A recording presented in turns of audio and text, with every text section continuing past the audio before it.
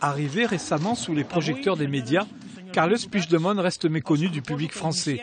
Élu en janvier 2016 président de la Generalitat de Catalogne, ce quinquagénaire était auparavant maire de Gérone depuis 2011. Une carrière politique précédée pendant 20 ans d'une carrière de journaliste au sein du journal El Punt.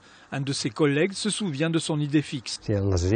Les informations catalanes étaient distillées à travers les agences de presse espagnoles qui avaient moins de contacts en Catalogne et au final expliquaient mal la réalité locale. Donc Carles Puigdemont a créé l'agence catalane d'information pour mieux expliquer le point de vue catalan. Cette obsession de promouvoir sa terre natale vient d'un voyage au long cours durant lequel Carles a dû se rendre à l'évidence. En 1993, il a publié un livre qui s'appelait Catawat, autrement dit Catacois, parce que personne ne connaissait la Catalogne. Il a voyagé durant 1 an dans le monde entier, surtout en Europe, en se demandant comment était perçu son pays à l'extérieur. Et il cherchait dans la presse internationale à savoir comment on parlait de la Catalogne. Et là, il a été surpris car personne ne parlait de la Catalogne.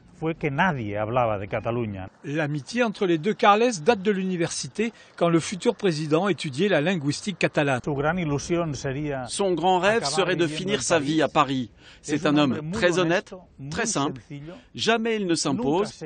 Il dort peu car il a un problème à une paupière qui l'empêche de fermer l'œil. Cela lui est arrivé lors d'un accident de voiture. Dans son village natal, à 20 km de Gérone, où ses parents tiennent une pâtisserie, un ami d'enfance confirme la passion de Carles pour l'histoire et la politique. Il aimait beaucoup l'histoire, surtout celle de son village amer, car nous avons plus de 1000 ans d'existence. Ensuite, cette identité catalane retrouvée est devenue une question politique. Quelle que soit l'issue de la crise, Carles restera dans les livres comme le second président de la Generalitat à avoir déclaré l'indépendance de sa terre catalane après Lluís Companys en 1934.